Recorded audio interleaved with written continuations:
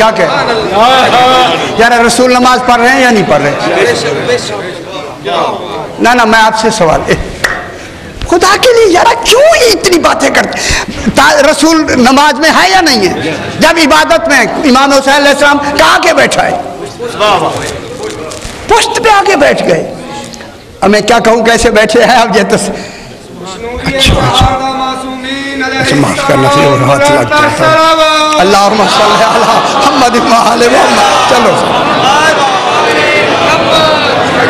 حضرت امام حسین علیہ السلام صلوات. اللہم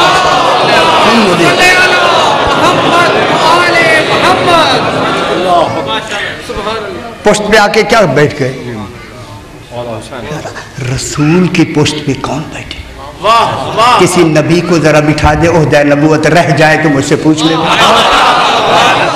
نہیں فرما رہا منصب نہ چھین لیا جائے عہدہ بھی چھین لیا جائے گا. کتنی بڑی بات ہے. تو معلوم ہو گیا پھر امام حسین علیہ السلام کا پشت نبی پہ بیٹھنا جس کا بیٹھنا عبادت بڑھا دے.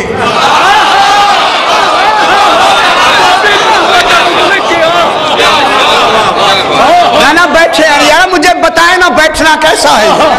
جو عام بیٹھنا ہے جس کا بیٹھنا عبادتوں کو بڑھا دے اسے حسین کہتے ہیں. کیا خبر دنیا کو؟ چلو جی چلو کیوں چلو جی یہ کوئی چلو جی ہے؟ میں کیا کہہ رہا ہوں علامہ نکن صاحب قبلہ نے یہی پڑھا تھا اسی جگہ پہ. سرکار نے فرمایا جب امام حسین آ کے رسول کی پشت پہ سوار ہوئے یہ نہ سمجھے کہ رسول کو خبر نہیں ہے. اگر رسول بے خبر ہے تو پھر کون باخبر ہو سکتا ہے؟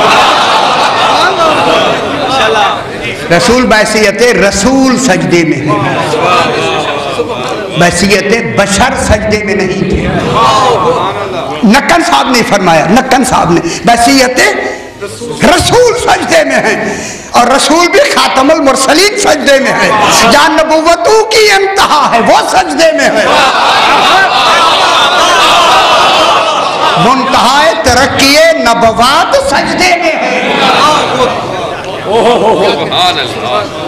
کل کسی مجلس میں نے عرض کیا یہ تو نماز کا تصور ہے. امام حسین بیٹھے ہوئے ہیں جب جناب عیسیٰ علیہ السلام آئے گے میرا 12واں کہے گا نماز پڑھا دو عیسیٰ ابن مریم آؤ نا مجھے نماز پڑھا دو. ان کو بھی کہے گا مولا میری نہیں ہوگی.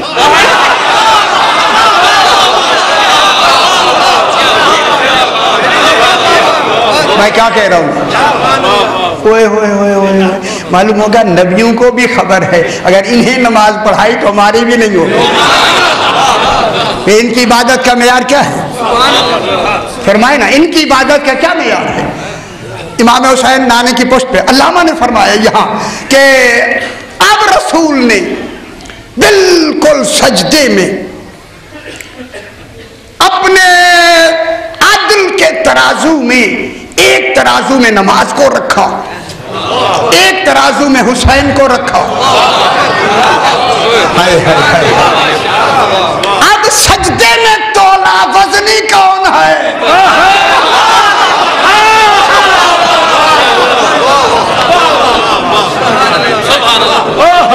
اچھا آپ نے تولا رسول نے تولا کہ ان میں وزنی کون ہے. علامہ نے یہ جملہ بھی کہا تھا بس سر نہ اٹھانا سجدے کو طول دینا دلیل ہو گیا کہ اتنا وزن تھا حسین کا رسول کا سر نہیں اٹھ سکتا.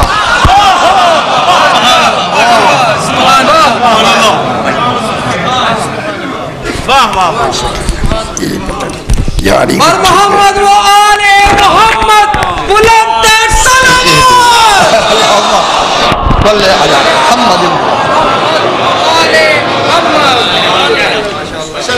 ٹھیک ہے علی چلو ایک اللہ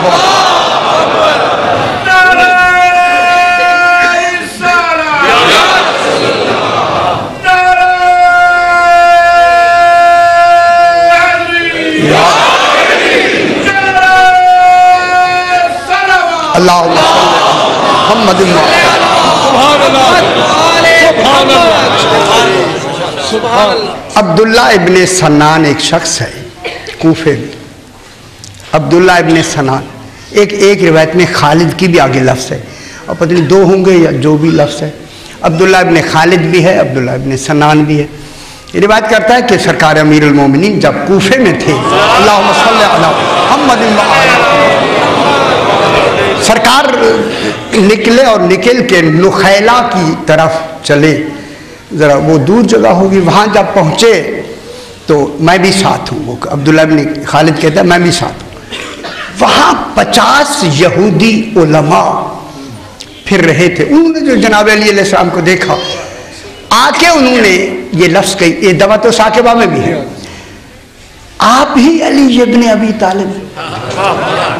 سرکار نے فرمایا ہاں میں۔ سرکار ہم کافی دیر سے یہاں پھر رہے ہیں، ہمیں پتھر نہیں ملتا، ایک پتھر ہے یہاں دفن ہے کہیں، اوئے ہوئے ہوئے دفن ہے، اچھی بات ہوئی، دیکھیں پتہ لگتا ہے علم کتنا ہے،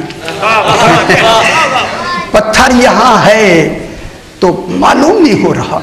سرکار نے فرمایا وہ اس پتھر پہ کیا چیز ہے؟ کہا اس پتھر پہ 6 انبیاء کے نام لکھے ہیں، وہ یہی کہیں دفن ہے، ہم انہیں دیکھنا چاہتے ہیں۔ سرکار نے فرمایا نام تمہیں آتے ہیں؟ ہاں مولا آتے ہیں۔ فرمایا کیا نام ہے؟ حضرت آدم، حضرت نوح، حضرت ابراہیم، حضرت موسیٰ، حضرت عیسیٰ اور سرکار دو عالم محمد مصطفیٰ علیہ السلام۔ اللہم صلی علی محمد وآل محمد۔ جب یہ کہا تو سرکار نے کہا اگر میں وہ تمہیں پتھر دکھا دوں تو حضور کو خاتم المرسلین مان لو گے؟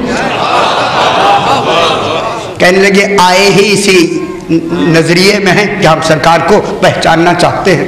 سرکار نے فرمایا اچھا تمہاری تورات میں نہیں لکھا ہوا کہ یہ پتھر کون دکھائے گا تمہیں؟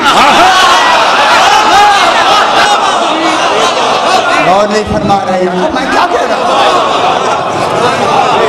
شاہ جی تمہارا تو ثاقبہ دیکھیں، کون دکھائے گا تمہیں؟ تمہاری تورات و انجیل میں لکھا ہوا نہیں؟ وہ ایک دوسرے کو دیکھ کر کہنے لگے یہ تو جانتے ہیں۔ سرکار نے فرمایا میرا جاننا نہ کرو، بتاؤ لکھا ہوا یا نہیں؟ انہوں نے کہا لکھا ہوا تو ہے۔ یہ کہہ کے امام نے فرمایا یہ بتاؤ اس بتانے والے کا نام بھی ہے اور عہدہ بھی ہے؟ ہائے ہائے ہائے، اس کا نام بھی ہے ہاں اور اس کا عہدہ بھی ہے، ہاں نام بھی، اس لیے نام تو پوچھ لیا تھا نا، عہدہ ماننا چاہیے تھا نا انہیں، ہاں یہ موجود ہے۔ سرکار نے فرمایا آؤ، ایک ٹیلا تھا ریت کا، فرمایا اس کے نیچے ہے۔ انہوں نے کہا مولا اتنی بڑی ریت کون اٹھائے؟ میرا خیال ہے شہری ہوں گے لاہور کے، کون اٹھائے اتنی بڑی ریت؟ سرکار نے حکم دیا ریت الگ ہو گئی، غور نہیں فرما رہے، ریت الگ ہو گئی، ریت الگ ہوئی یارا، ریت اس کو ریت کہیں،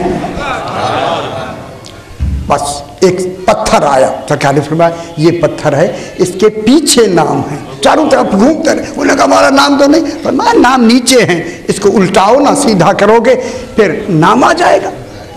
اللہ اکبر، نام آ جائے گا۔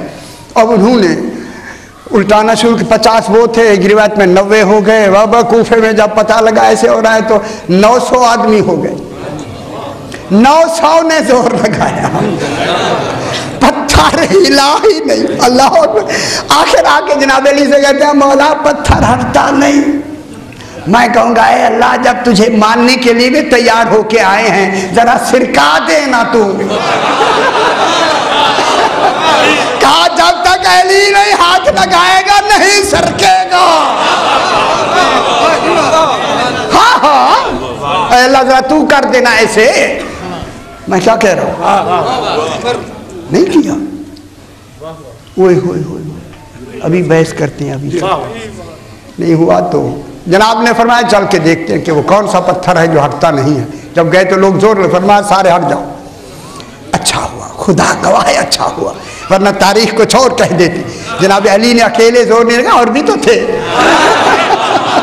ہاں وہ تو بالکل ایسے کہتے تھے ہے جناب علی بھی تو جانتے تھے کیا کہیں گے یہ. فرمایا سارے ہٹ جاؤ, ہٹا دیا ہر ایک کو.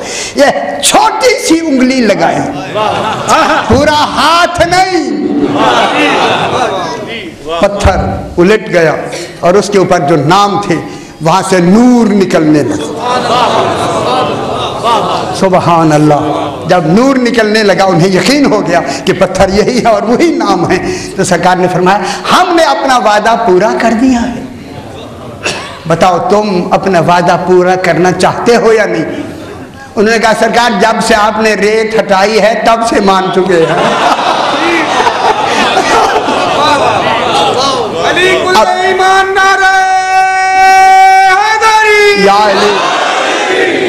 اب جناب میں کرنے لگا ہوں اس آیت کے آگے ترجمہ. اب اتنا کچھ کہنے کے بعد ترجمہ آپ نے کرنا ہے, میں نے نہیں کرنا. بس شاہ جی میں نہیں کروں گا, آپ کریں.